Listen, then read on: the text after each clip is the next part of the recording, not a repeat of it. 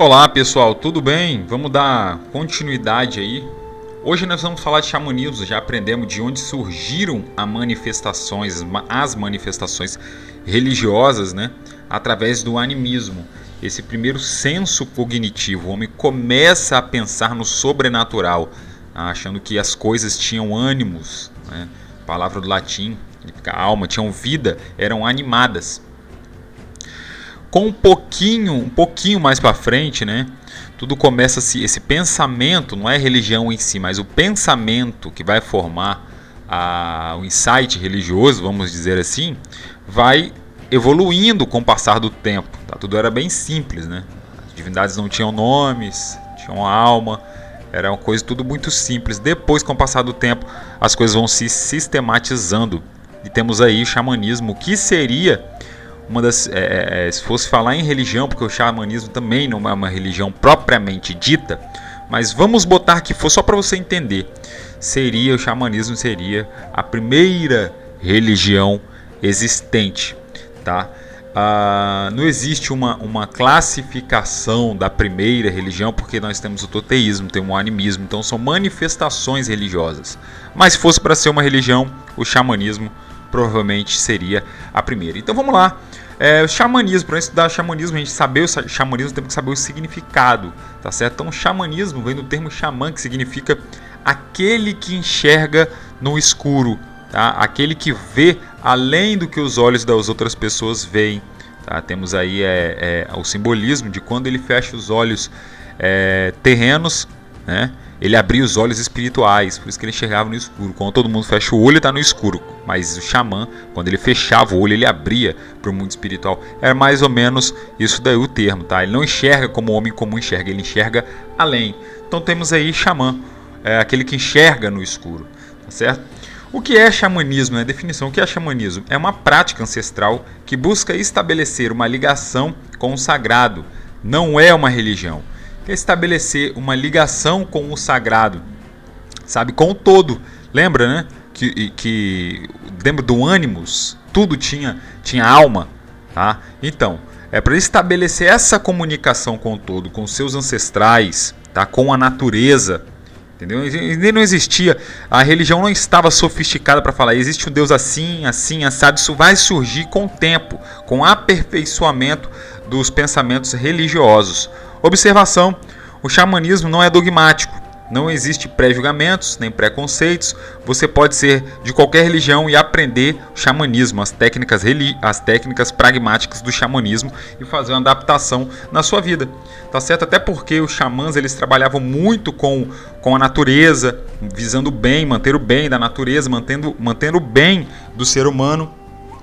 Tá? E no xamanismo não existe dogmas, não existe algo que fale assim, isso daqui é 100% certo, se você não fizer isso, você vai perder a salvação, você vai se perder no caminho. Não tem isso. E não tem pré-julgamentos. Você pode ser, né, religião afro, umbanda, qualquer religião, católico, protestante, que você pode aprender as técnicas do xamanismo. O xamanismo vai servir muito como uma terapia para ajudar a natureza, os seres humanos. Então não existe pré-julgamentos no xamanismo. No passado, como uma pessoa se tornava xamã, ela tinha que passar por três, vamos dizer aí, provas, né? Que era a morte mágica, o voo mágico e o fogo mágico. O que significa isso? Aí a gente vai começar a entrar em algumas questões interessantes. Morte mágica. A morte mágica era um ritual onde o escolhido passava por uma morte simbólica, depois por um processo de ressurreição, com todo o simbolismo de uma vida nova. Então, como é que acontecia essa morte mágica? Gente, a morte mágica acontecia quando o xamã, geralmente isso era dado, né, nas cavernas. O xamã com os seus irmãos entravam dentro da caverna, depois eles saíam, deixavam o xamã lá dentro, meditando, até que ele ficasse em um estado alterado de consciência e conseguisse, né, ter essa comunicação com os seus ancestrais, com a pedra, com a água, com um animal, com uma pessoa, entendeu? Então eles tinham essa comunicação. Eles entravam na caverna, depois de alguns dias, seus irmãos o tiravam de lá, e quando ele saía de lá, ele já saía como uma outra pessoa, tá? A vida que ele tinha ficou lá dentro da caverna, como se ele tivesse morrido e saísse de lá uma outra pessoa. É importante lembrar que essa entrada da caverna, a caverna sempre vai representar o elemento terra. Mas o que você está falando? Lá para frente você vai entender. Porque o elemento terra é a primeira sefirote da árvore da vida da Cabala, né? É a Malkuth, que significa terra. Então aí você já começa, se você conseguir compreender isso, você vai começar a compreender a Cabala. Agora nesse vídeo você não vai entender a Cabala, vai entender mais pra frente no vídeo de Cabala, mas é bom que você já vai pegando alguns insights. Quando a gente fala, você fala, caramba, eu lembro do que ele falou isso no vídeo de xamanismo. Outra coisa também, o mito da criação de todo mundo, a criação é simbolizada através do elemento terra. Você tem aí dos astecas, criação através de milho, algo que simboliza algo daqui da terra. A criação do ser humano, na Bíblia Sagrada judaico-cristã, o homem veio do pó da terra. Você tem a história, tem duas criações na mitologia grega, né? A criação de Epimeteu, o irmão de Prometeus. Aí tem a segunda criação de Deucalião e Pirra, que eles jogam pedras por cima dos ombros e nascem homens. Então sempre tem a sumeriana, depois de Ziusudra escapar do dilúvio. Ele lança com a sua esposa pedras no chão e começa a surgir os homens. A pedra lançada pela mulher surgiu as mulheres, e as pedras lançadas por Ziusudra surgiu os homens. Então todas as culturas do mundo, a cultura chinesa também, a deusa chinesa, enfim... Todas as culturas do mundo vai ter um elemento terra envolvido, tá certo? Porque esse buraco da caverna, aí eu vou mostrar mais simbolismo, tá? Esse buraco da caverna, a pessoa entrava e saía, e você tem que estudar o Yin Yang para saber, mas isso tudo é cabalístico, é lá na frente, tá? Eu quero só mostrar aqui que esse pensamento começa a surgir lá atrás. Eles entravam na caverna, passava por período de meditação, morria e se tornava outra pessoa. Então vamos continuando. O voo mágico. É interessante esse voo mágico. Nesse estado alterado de consciência, o xamã acessava o mundo espiritual para conseguir o acesso. É importante entender que eles usavam uma árvore como base para criar algumas tendas. Material envolto nas árvores apenas com a parte de cima estampada. Então como era feito esse voo mágico? O xamã, eles envolviam a árvore como se tivesse lacrado a árvore, como se fosse um círculo, tá? Eles envolviam com pano, com couro, com alguma coisa e deixava a parte de cima aberta. Então eles ficavam lá dentro meditando. Alguns faziam substância de uiasca, aquele chá de uiasca, outros cogumelos alucinógenos, tá? Para ter esse momento de libertação da sua consciência. Eles acreditavam que eles se libertavam como se eles estivessem fazendo uma projeção astral. O espírito deles subia através dessas árvores, iam escalando e escalando e chegava no outro plano. Aí já tem também a representação das árvores em todas as culturas do mundo. Porque para eles as árvores tinham 3 planos: o mundo dos mortos, o mundo dos vivos e o mundo dos espíritos. Então você já vê aí a importância, né? Você vê lá de trás a importância da árvore nas mitologias. Nós temos aí as árvores da mitologia: a árvore nórdica, Yggdrasil, a árvore do Jardim do Éden, a árvore da vida celta. Aí nós temos também a árvore da vida cabalística. Então você começa a perceber que todas as culturas têm um ponto em comum. Então como que começa a surgir esse ponto em comum? Nós temos que partir lá do princípio, tá? Porque os xamãs acreditavam esse simbolismo de lugares altos. Os xamãs acreditavam, tá, que eles escalavam essas árvores e subiam lá em cima, porque a ponta da árvore está mais perto do sagrado, está mais perto do divino. Então quanto mais perto do divino, melhor.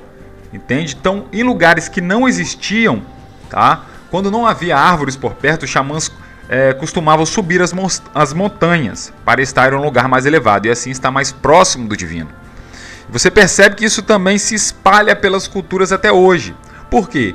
Porque todas as culturas tinham esse pensamento de que uma elevação, um lugar mais alto, estaria mais próximo com o divino. No deserto, né? No Egito não se tinha árvore nenhuma. No pleno deserto, mas eles fizeram o quê? Fizeram pirâmides para retratar o lugar alto, para estar perto do divino. Aí nós temos aí na Bíblia Sagrada Moisés recebendo as suas leis, em contato com o divino no Monte Sinai. Você vê Jesus no Monte das Oliveiras, no Sermão do Monte, ele traz o que é do divino e passa para os seres humanos. E hoje nós temos os crentes também que oram no monte. Tá?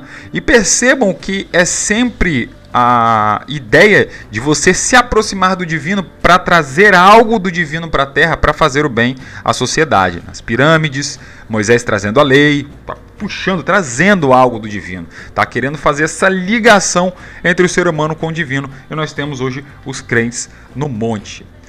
Uma coisa interessante que eu quero passar aqui só a título de curiosidade.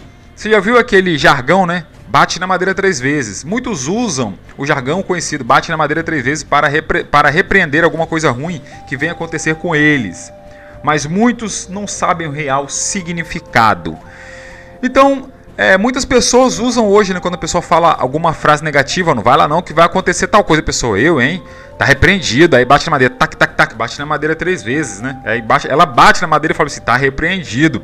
Provavelmente você já viu pessoas usando esse jargão. Mas da onde surgiu isso? O ato de bater na madeira 3 vezes era usado pelos antigos xamãs, quando eles iam fazer suas meditações e orações dentro das florestas. Eles batiam 3 vezes nas árvores, pedindo licença para que os espíritos negativos se afastassem.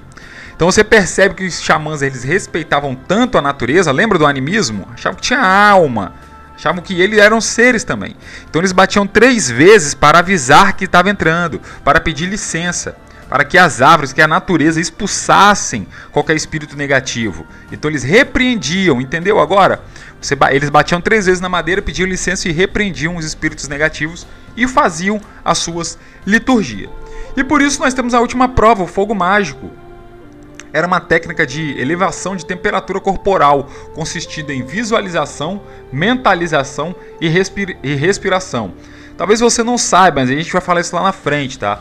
Esses processos de visualização, mentalização, respiração tem muito a ver com a cultura oriental, tá? Aí nós temos aí o xamã, a foto do xamã, a foto é representado também em outras culturas, esse aquecimento corporal. Qual a importância desse aquecimento corporal? O Xulaim, quando fazia na mitologia celta, seus atos de proeza, dizia que seu corpo se elevava tanto, a temperatura do seu corpo se elevava tanto, que precisava de 3 banhos, né, bacias de água gelada, para esfriar a temperatura do seu corpo. Esse resfriamento, esse aquecimento do corpo era para a liberação do potencial da energia sexual, tá? Que tem a ver com a fertilidade, que para eles, para os xamãs, eram sagrados também. Agora, na cultura oriental, tem a ver com a liberação da energia Kundalini, tá certo? Então, lembrem disso, visualização, mentalização e respiração. Isso é muito usado, essas 3 técnicas são usadas nas meditações, nas contemplações, nos yogas, tá? Quando a pessoa... E é interessante você lembrar aqui, né? Liberação da energia Kundalini. Aí nós temos o grau 33 da maçonaria, que é simbolicamente representado as 33 vértebras do homem, quando o grão-mestre conseguiu atingir os 33º graus da elevação da energia Kundalini. Os maçons nem sabem disso, né, que simboliza o grau 33, mas para quem sabe é basicamente isso. Então temos aí o fogo mágico. Então você vê que essa questão de mentalização, de fertilização, tá?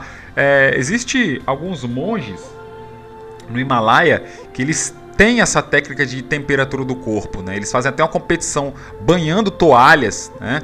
Eles põem no seu corpo e vê que quem seca com o calor corporal a toalha primeiro, seria uma competição que eles fazem, é o vencedor. Uma coisa importante aqui, que eles tinham o ritual do Temascal. O que era o Temascal? Era um local construído para a realização de banhos a vapor. Os indígenas utilizavam para a purificação do corpo e do espírito, através dos elementos sagrados, o fogo e a água, né? A sala era escura, a sala escura representava o útero da mãe, como se estivesse renascendo de novo. Outra coisa interessante que já vem desde lá de trás, esse pensamento, tá? De que um pensamento de renascimento, a pessoa entra, tá? Renasce e sai dali uma outra pessoa. Isso está impregnado em todas as culturas, até na cultura cristã, não é? O batismo é isso também, uma morte simbólica, né? Um nascimento simbólico também. Temos a conversa de Jesus com Nicodemos. O Nicodemos, o homem pode voltar para o ventre da sua mãe? E Jesus, o que é nascido da água é água, o que é nascido do espírito é espírito, renascimento, né? E tem lugares aí que eles entravam na caverna. Eu botei um lugar feito aí de tijolo certinho, mas geralmente era na caverna. Utilizavam vapor, água, tá? A sala ficava infestada de vapor, como se fosse uma sauna. Eles acreditavam que aquilo ali purificava o seu físico e o seu espiritual. E no lugar que não tinha, né, não tinha cavernas, eles faziam umas cabanas, algumas cabanas. Tá? Esse era o Temazcal. Você percebe que está representado, né, nesse ritual de renascimento, purificação, a pessoa ser uma nova pessoa. Estão impregnados 4 elementos da natureza. O ar, é óbvio, oxigênio. O fogo, sem oxigênio não tem fogo. A terra, né, que era a tenda, representava a caverna. E a água para fazer o vapor. Temos aí os 4 elementos da natureza. Isso vai se tornar cabalístico e você vai entender lá na frente. Os rituais que eram importantes, eles usavam aí o tambor, chocalho, as danças e a defumação. Por que era importante, gente? Hoje é constatado que tudo é vibração, tudo é energia. Você percebe, né, como é que eles eram avançados para a época. Talvez eles não tinham o entendimento que sentiam hoje, mas isso era um fator tecnológico para eles na época. Por quê? Porque hoje em dia, se você escuta uma música para relaxar, nada mais é do que a vibração de um som que está entrando no seu subconsciente e fazendo você relaxar. Naquela época, eles usavam essas frequências sonoras, essas vibrações com o tambor, para fazer uma pessoa meditar, entrar em estado de transe e o xamã começar a trabalhar na psicoterapia, na mente da pessoa, para ajudar a pessoa. O chocalho também, eles acreditavam que a batida do chocalho, né, quebrava essa frequência, essa energia negativa, esses obsessores que estivessem rodeando, quebrava, né, essa frequência, essa batida do chocalho, tchac, era uma frequência, a outra, tchoc, era outra frequência, tchac, tchoc, tchac, tchoc. Então é quebrando, como se estivesse quebrando, repelindo as energias negativas que estavam em volta, tá? Então temos as danças, vocês têm nas danças, vocês tinham antiga, também a dança era uma forma de quebrar, né, as energias negativas que estavam em volta, e você vê as cantigas xamânicas, como é que eram entoadas, tá? Era sempre esse emitia uma frequência sonora, e esse quebrava a frequência sonora. Então era como se fosse um lance de quebramento de energias negativas que estivessem ali. Tudo tem um simbolismo, e hoje é provado, né, que o som se propaga através do ar, em forma de vibrações sonoras. Nós sabemos disso. E também temos a defumação. Os xamãs trabalhavam muito com os elementos da natureza, fitoterápicos, tá? Eram mestres na fitoterapia. Então temos aí os elementos de defumação. É interessante que quando não dava certo, eles começavam a entrar em transe para tentar perguntar aos seus ancestrais o que é que estava acontecendo.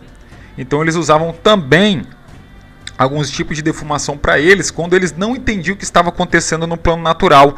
Então eles recorriam a cogumelos alucinógenos, ao chá de ayahuasca, para ter uma concepção, para olhar de outro ângulo que ele não estava conseguindo olhar de maneira normal. Então, resumindo, gente, o xamã, o que era o xamã? O xamã era o curandeiro, era o médico, era o guia espiritual, era um sábio, era o intercessor do povo, era um psicoterapeuta, tá? É aquele que protegia o povo, era aquele que cuidava do povo, tá? Então você começa a perceber aí que as manifestações religiosas vai ter sempre esse fim benéfico. Tá certo? O homem se estabelecer. O xamã também, quando algo estava dando errado na colheita, ele tentava fazer alguns rituais, sabe? Tentava entrar em comunicação com o sagrado para saber o que estava acontecendo, para pedir as benefícios ao povo, para pedir o bem para o povo. Então nós temos aí hoje, aprendemos o que é xamã. E o cotidiano, é engraçado que a gente vai entender no próximo vídeo. No cotidiano dos xamãs, quando eles entravam na caverna para fazer esses rituais de defumação, etc., eles acabavam pintando nas paredes da caverna. Não estou falando que a pintura rupestre surgiu com eles. Estou falando o que acontecia com eles. Tá? Eles pintavam o seu cotidiano nas paredes das cavernas. Tá certo?